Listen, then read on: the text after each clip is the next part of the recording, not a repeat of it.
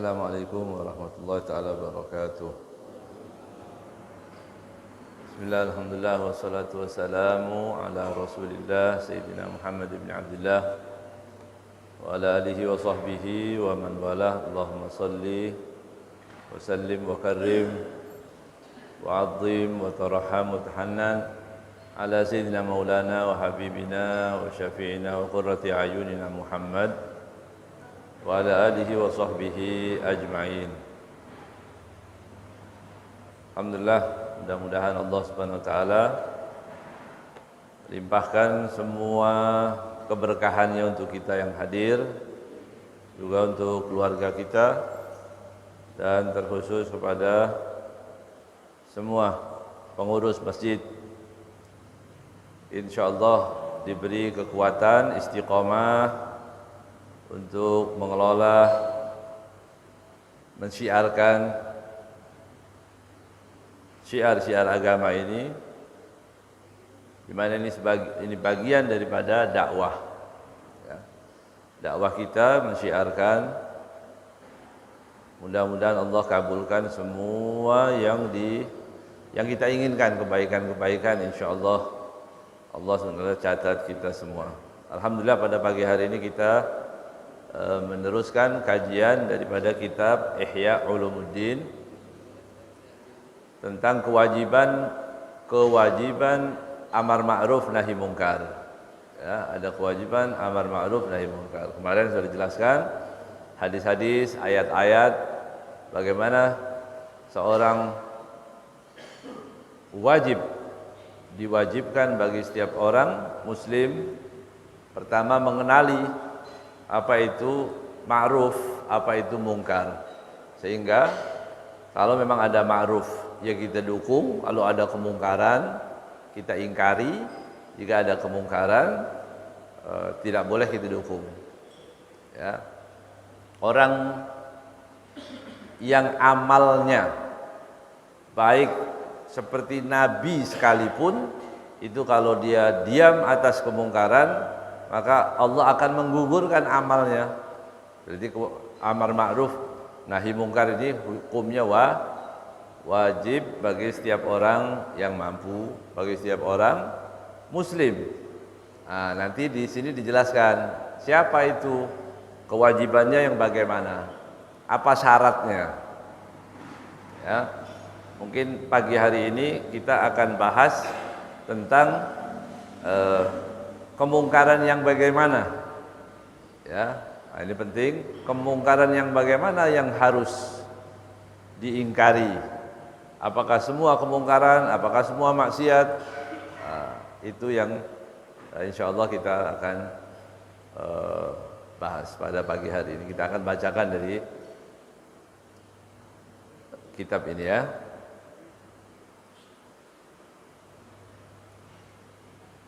Disebutkan di sini bahwa ar-ruknu tsani lil hisbah. Ya. Apa itu? Rukun yang kedua daripada seorang mau melakukan amar ma'ruf nahi mungkar. Insyaallah nanti kita akan bahas orangnya. Kalau orangnya itu siapa aja yang diwajibkan. Tapi sekarang kemungkarannya dulu. Ya, kita akan baca apa kemungkaran yang wajib diingkari itu. Ya. Di sini disyaratkan ada 4. Syaratnya ada 4. Yang pertama, qauluhu munkaron, bahwa itu benar-benar mungkar. Apa mungkar itu? Harus dibedakan. Ya, mungkar itu bukan maksiat, tapi lebih besar dari maksiat. Mungkar itu. Karena tidak semua maksiat wajib diingkari. Ya, maka di sini disyaratkan sesuatu yang akan kita ingkari harus mungkar. Wa na'ni bihi, Al-Imam Al-Ghazali mengatakan, yang kami maksud dengan kemungkaran an yakuna mahdural wuqu' fi syara', Mungkar yang dimaksudkan di situ adalah yang diharamkan menurut syariat. Syariat. Ya. Kemudian beliau mengatakan wa adana an lafdil maksiyah ila hadza li'annal munkar a'ammu minal maksiyah. Kenapa beliau Al-Imam Ghazali tidak mengatakan maksiat tapi menggunakan kalimat mungkar? Karena kalimat mungkar itu lebih mencakup daripada kalimat maksiat. Contoh, idman ra'a sabiyan aw majnunan yashabul khamra fa alaihi an yuriqa khamrahu wa yamna'ahu. Kalau ada anak kecil belum balik minum khamr, maksiat bukan itu? Anak kecil belum balik minum khamr, maksiat bukan? Karena maksiat hubungannya dengan dosa. 5 tahun, 6 tahun minum khamr, maksiat bukan? Bukan maksiat, tapi mungkar. Kalau mungkar bagaimana? Kita ambil khamrnya, kita buang. Ya. Kita ambil khamrnya, kita buang. Wajib.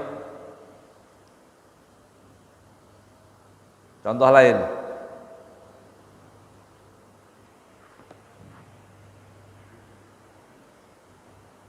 In ra'a majnunan yazni bi majnunah. Orang gila berzina dengan orang gila juga. Orang gila, semua orang gila berzina. Mungkar enggak? Mungkar. Bisa dibilang maksiat enggak? Enggak maksiat, dia enggak punya dosa. Orang gila. Ya. Orang gila korupsi. Oh itu. Bisa. Hah? Maka ini semua masuk di dalamnya namanya munkar. Fa'alaihi ayyamna'ahu minhu. Wajib diingkari, wajib dicegah. Walaupun bukan maksiat menurut untuk pelakunya, itu syaratnya ya. Walaysa dzalika litafahushi suratil fi'li wa dhuhurihi bainan nas, bal law sadafa hadzal munkar fi khulwah wajaba al-man'u minhu. Bahkan contoh-contoh tadi yang digambarkan, berzinanya orang yang gila dengan orang gila, anak kecil yang minum khamr, tidak harus di depan orang, di tempat yang sepi pun wajib dicegah. Itu tadi ya. Dan ini semua beliau mengatakan wa hadza la yusamma ma'siyatan fi haqqil majnun. Ini tidak bisa disebut maksiat untuk orang yang majnun tadi, yang gila tadi, tidak bisa disebut maksiat. Bukan maksiat dia. Id maksiyatun la asya biha muhal. Ya. Karena maksiat itu kalau tidak ada pelakunya enggak mungkin. Pelakunya harus mukallaf, akil, balik. Ini dia gila, ya.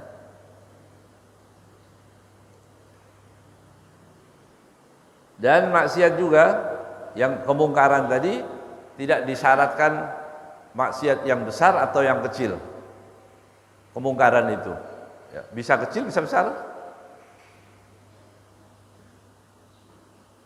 Itu syarat yang pertama. Jadi syarat kemungkaran yang wajib diingkari yaitu benar-benar dia mungkar. Yang kedua, an yakuna mawjudan fil hal. Maksudnya kemungkaran yang ada sedang dilakukan. Ya. Yang sedang dilakukan itu namanya, itu yang diperbolehkan.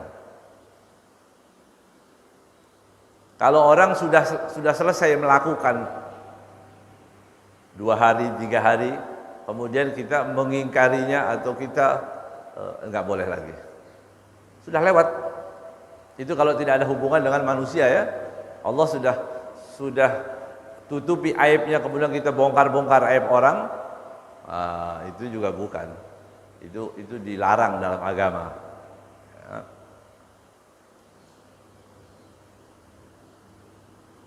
Atau akan dilakukan ini dalam hati. Misalnya ada orang peminum khamr, dia sudah melakukan khamr, tidak ada baunya lagi, tidak ada apa-apa, dia sudah normal lagi. Kemudian kita nasihatin dia depan orang misalnya, kamu minum khamr, kamu begini, nggak boleh itu. Ya, itu bukan cara yang dianjurkan. Bahkan itu membuka aib orang, tidak boleh. Ya. Keonarannya nggak ada begitu. Dia sudah selesai. Kecuali tadi dia merusak apa itu lain lagi, merugikan orang lain ya. Untuk dia tidak boleh lagi diingkari karena itu sudah berlalu. Sudah selesai masanya, udah. Atau begini. Orang itu biasa minum khamr misalnya kalau malam Minggu, malam Ahad. Karena dia nabung dari hari Senin. Ya kalau orang kaya banyak duitnya. Ini yang hidupnya pas-pasan. Nabung hari Senin, Selasa, Rabu, Kamis, Jumat, Sabtu uang terkumpul, malam Minggu buat beli khamr. Naudzubillah. Dikumpulkan. Orang tahu bahwa ini kalau malam itu orang siap-siap untuk minum khamr. Begitu. Ada dalam, kan azam itu ada di mana? Niat. Itu adanya di mana? Di hati kan? Hati itu bukan ranahnya syariat. Fikih nggak melihat hati. Nggak boleh juga berarti. Kamu mau minum khamr kan? Kelihatan ini. Itu juga nggak boleh. Itu kelewat namanya. Ya. Nggak boleh. Dalam hati kan nggak ada bisa. Nggak, siapa yang tahu orang mau berangkat? Siapa tahu dia nggak jadi minum khamr, uangnya mau dimasukin ke masjid misalnya. Bisa aja kan? Itu tidak boleh. Makanya dalam hal ini urusan yang maksiatnya tidak ada sekarang, belum ada, itu nggak boleh. Ya. Seperti orang bilang, pernah saya sampaikan. Ini bulan apa namanya? Muharram ya. Kalau bulan Muharram, malam 10 Muharram ada orang buang sapi, kepala sapi ke kali atau ke laut. Ya. Kita mengatakan, oh itu kepala sapi mau dibuang. Untuk apa? Itu dia sedang mengadakan ritual. Misalnya. Ritual apa itu? Untuk menjauhkan daripada bahaya-bahaya. Ya. Supaya tidak terjadi bencana, dia lempar kepala sapi di situ. Kita langsung mengatakan, jangan buang kepala sapi itu. Haram, itu syirik. Kamu masuk neraka nanti. Begitu? Boleh tidak itu? Kan yang kita tahu membuang kepala sapi, niat tahu nggak kita? Nggak tahu. Berarti mungkarnya belum ada itu. Kemungkarnya belum ada, belum tampak kemungkarannya. Kemungkarannya kalau kita tanya, ente kenapa buang kepala sapi? Pernah kita bahas ya itu ya. Sering kita bahas ini. Karena ibadah artinya apa? Puncak ketundukan seorang hamba dengan meyakini yang ia tunduki mempunyai sifat Tuhan. Itu namanya ibadah. Nah, syirik itu apa? Syirik itu tadi menyembah selain kepada Allah, beribadah selain kepada Allah. Pahami ini? Ya. Kalau definisi syirik salah, ibadah salah, nanti syirik juga salah. Sama tadi, ada orang bawa kepala sapi mau dibuang. Bisa nggak dibilang syirik? Hah? Belum. Ditanya dulu, kenapa? Kepala sapi dikasih kain putih dibawa begitu. Kenapa? Ini nanti kalau enggak dibuang, Nyi Loro Kidul marah. Nanti ini dewa dan dewi minta bala-bala ini gantinya, nanti repot malah dia. Misal begitu. Kalau enggak begini nanti akan terjadi mara bahaya. Nah, itu berarti dia itu yang enggak boleh. Karena dia meyakini ada kekuatan lain selain Allah yang bisa mendatangkan mara bahaya itu dia. Itu yang enggak boleh. Tapi kalau ada orang bawa kepala sapi malam Asyura, pas malam Asyura ditanya, "Kenapa kamu buang kepala sapi ini?" "Oh, ini kepala sapi sudah lama. Lupa mulai Idul Adha. Saya simpan, ya. Saya simpan di kulkas, ternyata busuk juga ini. Ya, nggak bisa saya makan. Mau saya buang ke laut." Syirik? Hah? Gak syirik. Kok syirik? Jadi bukan kepala sapinya itu, urusannya ada di mana? Keyakinannya. Apa yang dia yakini itu tadi. Jangan kayak orang yang ya baru dapat ilmu sedikit, semua yang nggak sesuai sama dia syirik, masuk neraka. Udah nggak ada sisanya pokoknya. Nggak ada sisa di masjid ini, pokoknya kayak kelompoknya dia yang masuk surga udah. Dibikin PD luar biasa, nggak berilmu, tapi diajarkan untuk tadi menstempel orang. Yang nggak cocok sama dia, tok neraka. Ini Jahannam, Sa'ir, Sakor. Wah, nama-nama neraka dia pegang semua. Jadi belum ada kemungkarannya, maka tidak bisa kita menganggap itu kemungkaran. Ya. Jadi harus ada dulu.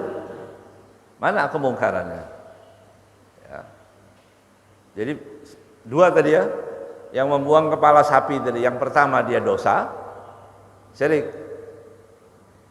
Yang kedua boleh. Yang ketiga, ya.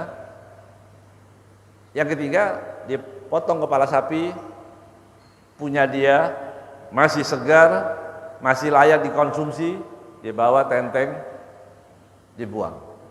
Ditanya orang, "Loh Pak, kenapa dibuang?" "Loh, sapi-sapi saya." Sapi-sapi saya. Ya, yang lain sudah saya kasih orang. Kepalanya mau saya buang. Memang ada urusan apa itu? Apa hukumnya? Hah? Hukumnya apa? Barang yang layak dimakan dibuang. Badir. Syirik enggak? Enggak syirik. Enggak syirik dia, tapi dia mubadir, berdosa. Ikhwanu syayatin, saudaranya setan. Cuma itu aja. Bukan cuma itu ya. Cuma jadi saudaranya setan, ya setan. Kelakuannya tadi mubadir. Tapi enggak bisa disebut syirik. Dengan ilmu kita akan memberikan sesuatu tepat sasarannya. Yang pertama, syirik karena dia meyakini ada kekuatan selain Allah. Yang kedua, boleh tidak salah dia. Yang ketiga, dia melakukan sesuatu yang dosa tapi belum sampai kepada syirik. Ya. Yang ngaji, yang mau mengaji, paham. Ya, yang maunya cepat-cepat, instan begitu ya. Pokok kalau begini syirik. Kalau ada orang merendah ke orang, nyembah orang itu. Loh, bagaimana itu? Ada orang salaman begini, wah itu nggak boleh seperti itu syirik namanya. Hah? Nggak boleh menyembah selain Allah. Nah, siapa yang mau menyembah orang? Kan begitu. Apa ibadah itu? Tadi ibadah, puncak ketundukan seorang hamba dengan meyakini bahwa yang dia sembah adalah Tuhan, mempunyai sifat ketuhanan. Selain dari itu bukan ibadah menurut pendapat para ulama. Ya. Seperti contoh lain, dicontohkan di sini apa? kewajiban seseorang yang wajib diingkari seperti khulwah. Ya, khulwah itu mojok-mojok, sendiri berdua-duaan, laki dengan perempuan, bukan mahramnya, ya, maka diingatkan bahwa khulwahnya adalah haram, walaupun tadi niatnya apa khulwahnya itu sendiri, jika dilakukan dan ada orang yang mengerti harus diingatkan bahwa itu tidak diperbolehkan. Saya nggak ada niat apa-apa, tapi itu sesuatu yang akan mengantarkan dia kepada dosa. Ya. Yang ketiga,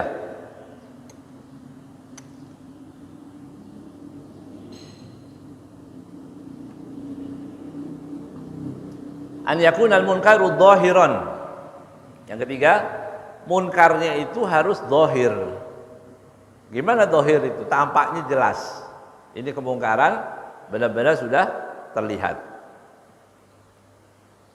Untuk orang yang akan menegur, yang akan mengajarkan orang mau amar ma'ruf nahi mungkar tadi, dia melihat bahwa kemungkarannya sudah dhahir.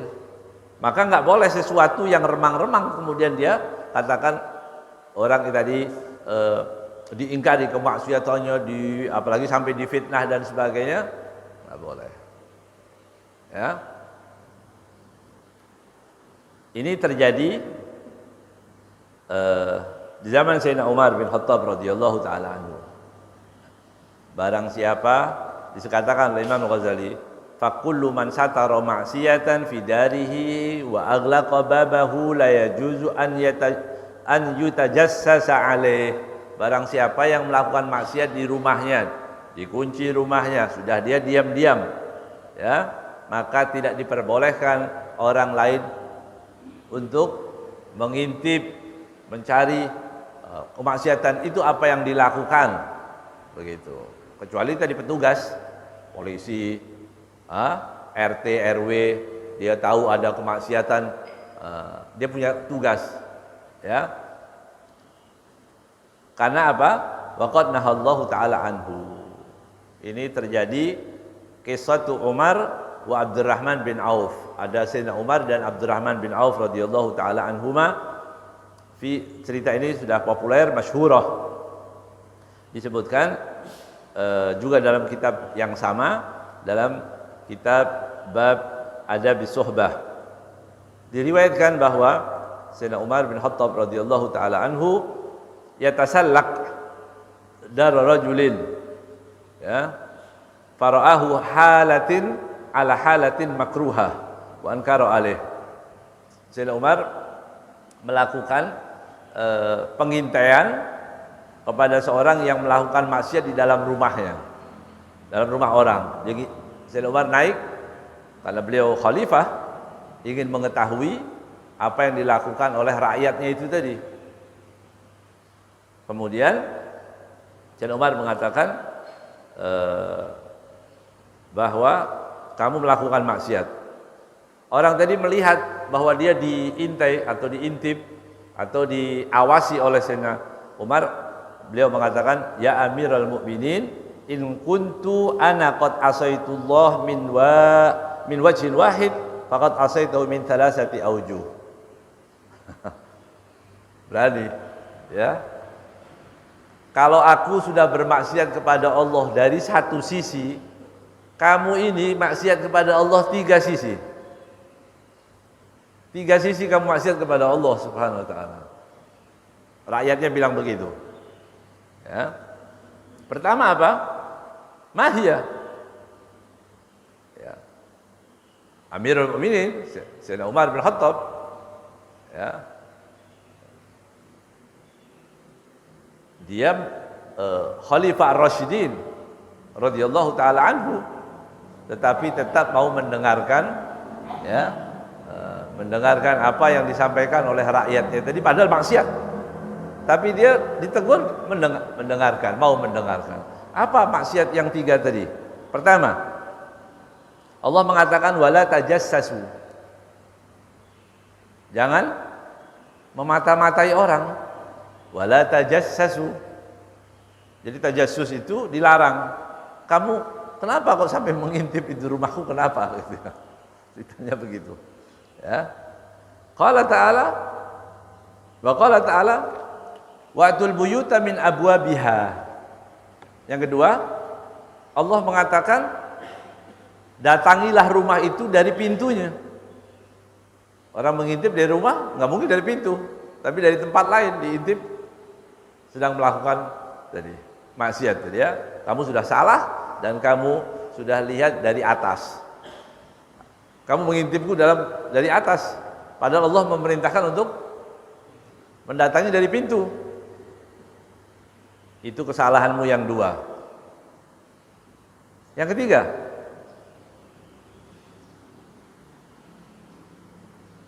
la tadkhulu buyutan ghaira buyutikum hatta tasta'nisu wa tusallimu ala ahliha. Perintahnya, jangan kalian masuk ke rumah selain rumah kalian sehingga kalian meminta izin dan mengucapkan salam. Jadi nggak boleh orang masuk itu dalam Islam kan harusnya begitu. Masuk rumah orang nyelonong begitu, nggak boleh. Ketuk pintu dulu, assalamualaikum. Minta izin namanya, assalamualaikum. Bukan masuk baru assalamualaikum. Ya, mungkin sahibul bait sedang berpakaian yang kurang layak dilihat. Ya, bahkan di rumah ibu sekalipun atau kamar itu biasa kan anak-anak begitu. Takut melihat sesuatu yang tidak layak, kasih tanda syarat. Kalau sudah 3 kali assalamualaikum, assalamualaikum, assalamualaikum nggak dijawab, pergi. Jangan ditunggu 33 kali. Assalamualaikum, assalamualaikum. Orang mau tidur. Ya, itu adab dan itu diajarkan dalam Islam. Maksudnya bagaimana? Masa dia nggak dengar, baru dengar, saya dengar suaranya tiba-tiba diam. Nah, kadang-kadang gitu ya. Tahu-tahu tiba-tiba dia dengar suara kita diam. Mungkin tahu kita biasa ngutang. Oh ini datang mau ngutang ini. Hak dia dong. Hak orang tadi di rumah waktu istirahat, waktu mau ya, mungkin dia punya hajat yang lain. Begitu. Jadi 3 kali assalamualaikum, 3 kali nggak dijawab, artinya pulang, ya, cari waktu yang lain, begitu, ya.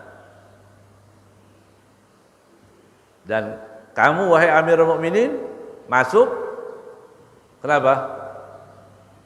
Tadi nggak pakai salam langsung tegur aku, 3 kesalahannya, ya. Kata dia, kalau aku bermaksiat dalam rumahku sendiri, ya aku melakukan maksiat 1, tapi kamu punya kesalahan 3 kesalahan itu. Apa Sayyidina Umar waktu mendengarkan itu ditinggalkanlah Sayyidina Umar. Ya. Insaf itu, bijak ya. Ya udah. Ditinggalin, tapi disyaratkan. Syaratnya 1, tobat. Ya, kamu udah maksiat, ya udah tobat. Melakukan tadi tobat enggak dibahas lagi. Padahal seperti orang, walaupun ini tidak disebutkan apa yang dimaksiatnya disebutkan, ceritakan dalam riwayat seperti Homer itu termasuk yang kena had, ya, dia ada hadnya, ada hudud. Apa had itu? Had itu hukum yang sudah ditentukan. Seperti apa? Qadhaf itu menuduh orang baik-baik berzina, fitnah. Ya, dengan menuduh orang yang baik berzina. Oh itu berselingkuh dan apa, misalnya begitu. Nggak boleh. Ya. Dan hukumnya qadhaf. Berapa? Dicambuk 80 kali. Ya, 80. Tamanina jaldah. Dosa itu termasuk dosa besar. Kalau minum khamr 40 kali. Ya kemungkaran-kemungkaran itu harus orang Islam kenapa harus mensyiarkan, artinya mengingatkan itu maksiat, itu nggak boleh. Mereka ini sekarang di Indonesia ini pernah Ya, ini ada kasus. Begitu ya. Seorang guru memaksa orang pakai jilbab. Iya. Oh, beritanya digoreng setiap hari nggak habis-habis. Nggak mateng-mateng itu berita. Ya. Kenapa orang dipaksa pakai jilbab? Nah, orang yang ngajak maksiat yang nggak pakaian normal yang memaksiatkan orang lain sampai menjadikan orang maksiat nggak jadi berita. Ya. Artinya ini memang ke depan berat. Ya. Berat. Keadaan umat Islam ini berat sekali. Bahkan Amerika itu dia datang ke negeri-negeri Arab sekarang ini, semua negara-negara Arab tadi, kalau ada orang mulhid itu ateis. Ya. Kalau ada orang ateis, tolong jangan diganggu-ganggu. Jadi kalau ada orang Islam murtad, nggak percaya Allah, jangan diganggu. Itu dia datang, ya, utusan Amerika ke negara-negara Arab. Bukan cuma itu, dia mengatakan kalau dia orang-orang mulhid tadi, untuk menunjukkan bahwa kita mau dengan demokrasi, jadikan dia pejabat. Jadi yang udah rusak bukan di penjara, tapi jadikan dia pejabat. Kurang ajar memang, ya. Amerika ini setan besar. Ya. Itu yang terjadi. Apa urusan dengan agama Islam? Ya. Nah, bisa bayangkan itu. Makanya LGBT didanai. Untuk LGBT kasih dana. Ya. Kalau di kita ada moderasi. Hah? Moderasi itu. Apa moderasi? Ya pakai versi macam-macam, pokoknya moderasi itu orang Islam jangan terlalu taat. Walaupun kalimatnya moderasi Islam yang modern, maksudnya begitu. Tapi enggak itu. Intinya kalau kita baca buku-buku panduan daripada moderasi itu, tujuannya jangan terlalu taat pada agama. Ya. Kalau ada orang menolak waktu nanti hari raya orang non muslim, kemudian ada ustadz nggak mau mengucapkan selamat hari raya, itu berarti orang yang menentang moderasi. Ini ada indikasi radikal. Luar biasa ini, berat Pak keadaannya. Tapi la haula wala quwata illa billah, yang kita sampaikan tetap kewajiban seorang muslim tetap menyampaikan. Nanti Allah lah, kalau penduduk dunia sudah tidak bisa mengurus dunia ini, nanti Allah turunkan penduduk langit untuk mengurusnya. Selesai, beres nanti. Ya. Kemudian yang ketiga, yang keempat, yang terakhir. An yakuna qawluhu munkaran ma'luman bi ghairi ijtihad. Nah, ini yang paling penting. Bahwa kemungkarannya itu maklum, diketahui tanpa atau bukan dari hasil ijtihad. Kalau yang diperselisihkan oleh para ulama, tidak boleh orang menganggap mungkar. Masih diperselisihkan para ulama. Apa contohnya? Dicontohkan di sini. Walaysa lil Hanafi, tidak diperbolehkan bagi orang yang bermadhab Hanafi an yunkira ala Syafi'i, mengingkari orang yang bermadhab Syafi'i ketika mengapa akalahu dhab, biawak. Orang madhab Syafi'i makan biawak itu boleh, menurut Hanafi nggak boleh. Nggak boleh kita bilang, ya tidak boleh dengan keyakinannya, karena masih diperselisihkan oleh para ulama. Ya. Atau matrukut tasmiyah, menurut Hanafi orang yang belah itu harus baca bismillah. Menurut Imam Syafi'i hukumnya sunnah. Yang penting yang menyembelih muslim. Kalau menurut Imam Syafi'i, ya. Jadi bukan bismillahnya, tapi yang penting muslim. Misal begitu ada perselisihan, tidak boleh diingkari. Kunut, bismillah, maulid, tawassul diingkari. Ya itu tadi, karena dia tidak belajar. tidak mengerti. Itu semua masalah khilafiyah kok diingkari. Makanya dikatakan la yunkarul mukhtalaf. Yang khilaf tidak boleh diingkari. Nah, wala yunaqasul mutlak. Tidak boleh diperdebatkan lagi sesuatu yang sudah mutlak. Apa itu? Haramnya babi, haramnya khamr, ya, haramnya korupsi. Korupsi, nggak ada yang bilang khilaf. Oh itu mata pencahariannya aja beda. Ada yang bilang begitu.